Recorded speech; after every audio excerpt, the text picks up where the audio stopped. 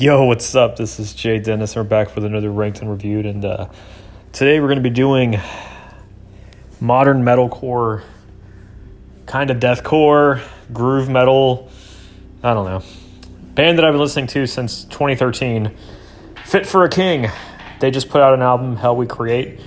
As of recording this, it's been out for maybe a little over a month. Should I check?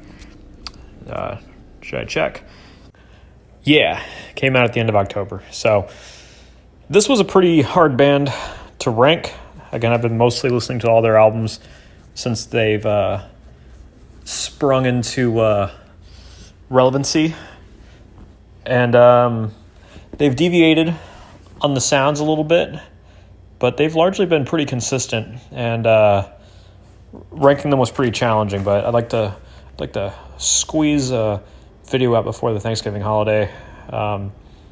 That's kind of why it took me a minute to do this one, because it was actually pretty hard to rank some of these heavier bands. But I'm probably going to do some different genres here for a minute, a little bit of a palate cleanser for you guys. But anyway, 2011 to 2022, 7 albums that I really enjoy. Again, hard to rank. Spread was pretty tight. Lowest album got like a 8.4. The highest got like a 8.75, 8.8. So only a little bit of wiggle room. Really no albums crapping on each other here. I've seen them live, I think, twice. They fucking crush it. Ryan Kirby, the vocalist, is super chill and down to earth. I've met him before, and the bassist does a lot of spins, apparently. But yeah, let's go ahead. Let's fucking get into it. Least favorite album is their first album, Descendants. Still a solid album, though. Good first release. Sometimes when a band puts out their first album, it's usually just a precursor of what's to come. And in terms of like being like a more stripped down, kind of immature version of Creation and Destruction, that's really what this album was. But it's still good. It's not totally raw. And the version I'm talking about here is the Redux version, the reissued one. I don't know what the original one sounds like, but I have a feeling the Redux version's better, so I'm just going to go ahead and put that out there and risk my career with a bold statement like that. Architect's the best song on the album. I like the ballad, Transcend, is really good. But yeah, overall, I don't have too much to say about this album. I could go back and listen to it from front to back again, but it is the one that I'd be the least likely to listen to. Again, it's good. It's a solid album, but it's definitely a precursor of what was to come. So bottom spot goes to Descendants. Next up, we have Death Grip. Death Grip was like the only album that I listened to that had a favorable first impression, but then on the second one I was like, compared to other albums, not quite as strong. Best song on the album is the first one, Pissed Off. Dead Memory with, I think, Jake Lurs of August Burns Red's pretty solid too. It's a pretty solid album from front to back. I could do without Shadows and Echoes. I like the Creation Destruction sounds found in Unclaimed, Unloved. And then the closing track, Death Grip, I like the melodies in that one. It's a solid music video as well. But just in terms of like other albums that I'd probably be less likely to go back and listen to, Death Grip would be one of them. I was always intrigued by also the guitar work, the intro, that main hook on a Cold Room. It took me a while, but Death Grip was one of the albums I didn't listen to right when it came out. But coming back and listening to it, it's definitely worth listening to. Definitely some heavy shit on here, but not one of my favorite albums. Next up, we basically have a 3-way tie here. This is where it got really hard to rank stuff, but as per usual, I'm confident with my ranking here, but these next 3 might be a little fluid with each other. But at the bottom, at the number 5 spot, we have The Path. Favorite song is Annihilation. Just kind of like that old school metalcore sound that's a bit more chuggy and hard hitting. Love the solo of Breaking the Mirror. I can do without the title track, The Path. If I'm not mistaken, that's just kind of a boring song. Picks back up in quality, though, with Prophet. Locked in My Head, I fucking love. I think it's Ryan Kirby, actually. I don't know which album he debuted his own clean vocals, but he sounds great doing heavy and clean vocals. Sometimes I prefer it when Ryan Kirby sings instead of the bassist. It just depends on the song. But if I'm not mistaken, Ryan crushes it on this song. God of Fire, I've always loved that intro. And just that heavy-ass, low-ass riffage. Stockholm, another chuggy, fast, heavy, like two-step song that's just got a lot of balls to it. And I just love the church bells that just ring throughout the path. It's a pretty fun album to listen to. Fun to work out to. Next up at the 4 spot, continuing this kind of three-way tie, slight preference goes to Slave to Nothing, their third album, which is an album that I bought when it came out. So I got a little bit of nostalgia for this one, some sentimental value here. They definitely got a bit more melodic on this one compared to the prior release. But as I go back and re-listen to it, the album aged pretty well. And some of the songs that I originally didn't like as much sound better today, like Kill the Pain. Originally I thought it started off kind of slow, but I think it's a well-written song. The heaviness of the title track, Slave to Nothing, with just the blast beats and like the heavy guitar riffage is solid. I think it's the bassist doing the heavy vocals in the verse between like the screams and like the breakdowns. Sounds really good. My favorite songs in the album are Selfish Eyes, which is a melodic song. Sounds very alternative, and I really love that. I've always enjoyed that song. And Forever Unbroken, just that heavy makes me feel like I'm listening to like the Biohazard boss fight in Sonic Adventure 2 Battle. Really crushing it with the drop A sharp tuning with songs like that, and just that heavy ass chorus, verses, and like great guitar work that complements it. A song that I used to not be a huge fan of was Greater Sense of Self, but as I came back and listened to it again, it very much reminded me of like Quantum Flux from Northlane, and it kind of gave me a deeper appreciation for that. Them experimenting more, not just playing breakdowns, but also maturing in their writing and sounding really good. And I've always enjoyed the lead work in Imposter, and then the Final Thoughts of a Dying Man, the closing track, has also been a solid track and a great outro. So Slave to Nothing's an awesome album, a lot of sentimental value there. And yeah, that's about it. See you. No, I'm just kidding. To cap off this three-way tie, I'm going to give the slightest edge to Dark Skies.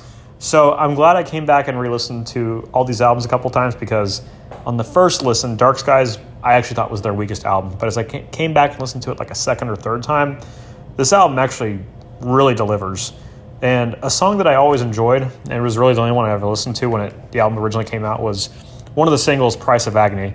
Very much reminds me of like an early 2000s, like, you know, new metal kind of skateboard track.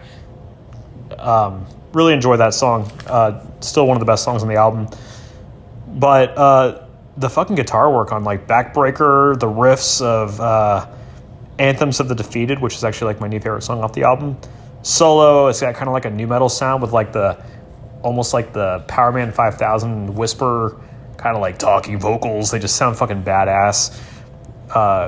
Dark Skies kind of splits the difference between maybe Slave to Nothing and Death Grip, where they combine heavier elements from one album and then the more melodic from the other. I think Dark Skies is kind of like a marriage between those two albums.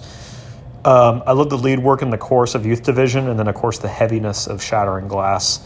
Oblivion is also an excellent closing track that's super heavy and does a great job capping off an otherwise underrated album. I don't know if Slave to Nothing is considered like the Black Sheep album, but yeah, that and Dark Skies, definitely enjoyable.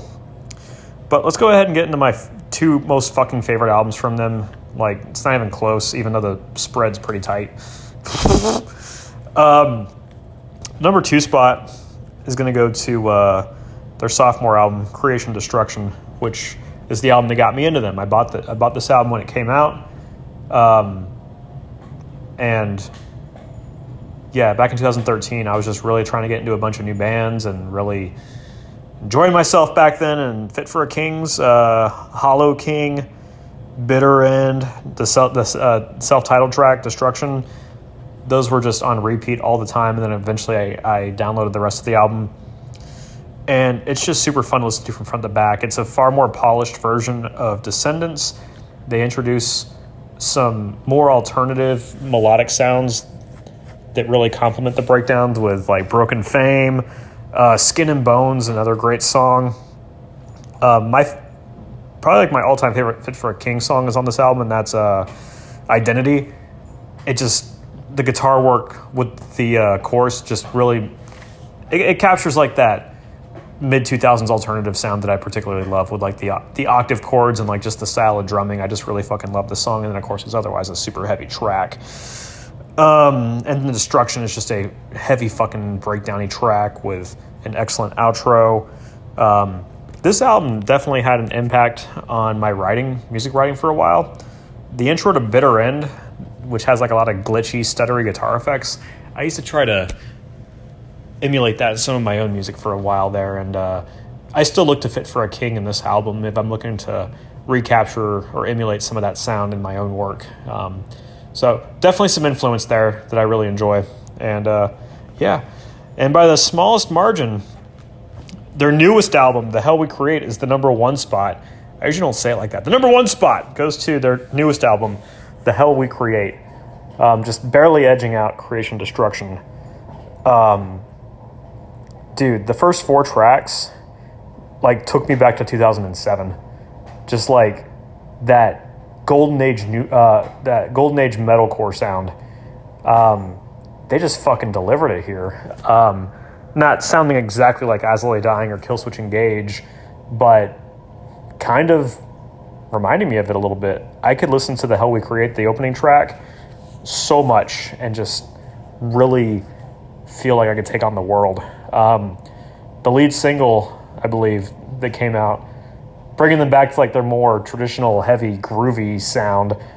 Fucking Reaper, man, that song is insane. Where the main hook is a fucking heavy chorus. They really did. They really made one of the catchiest heavy choruses of all time with this song. And then of course the outro, like sounding like deathcore, like 2007 MySpace deathcore. These guys just really took some like maybe some root influences and really embodied it in this album. They just kind of took the best elements of all their material and then evolved and made it even better. Eyes Roll Back, another excellent heavy track. Seems like they generally sound heavy, but then they just fucking take a dump on whatever they wrote and just said, hey, here's our heaviest track. It's Eyes Roll Back.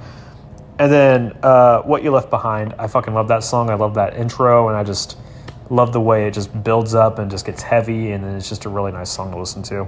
So Hell We Create is definitely a heavy, awesome album with a lot of metalcore elements, old school metalcore elements that I love. You know, today's modern metalcore is a lot more like, I don't know, it's more like, it doesn't sound as tight. It sounds more groovy, and sometimes I kind of miss that more like technical, tight, eighth note, like As I Lay Dying, Killswitch Engage, All That Remains sounds, and not just this, you know, oh, we're gonna, I don't know how to fucking describe it, but whatever North Lane, Fit for a King, and other modern metalcore bands did, and they did it well, but it's just a different flavor, a different era. But anyway, let's recap real quick. Least favorite to most favorite: Descendants, Death Grip, The Path, Slave to Nothing, Dark Skies, Creation Destruction, and top album is The Hell We Create. Top 10 tracks are Hollow King, Anthem of the Defeated. Which album is that off of? Anthem of the Defeated. Dark Skies. Destruction, Stockholm. Stockholm from The Path. Oblivion, Selfish Eyes, Reaper, Forever Unbroken, Eyes Roll Back, and Identity. Let me know what you guys agree or disagree with. How would you rank these? What do you think of the new album? Which era of Fit for King do you like? Do you like more when the bassist sings or when Ryan Kirby actually does clean vocals? Again, solid vocalist who's just evolving and getting better as time goes on. But yeah, thank you guys for listening. And subscribe. Check out the other ones. I've done a lot of other bands on here. And happy funking Thanksgiving if you celebrate. That makes this video a piece in time. And I should have ended it 30 seconds ago. We'll see you on the next one. Peace!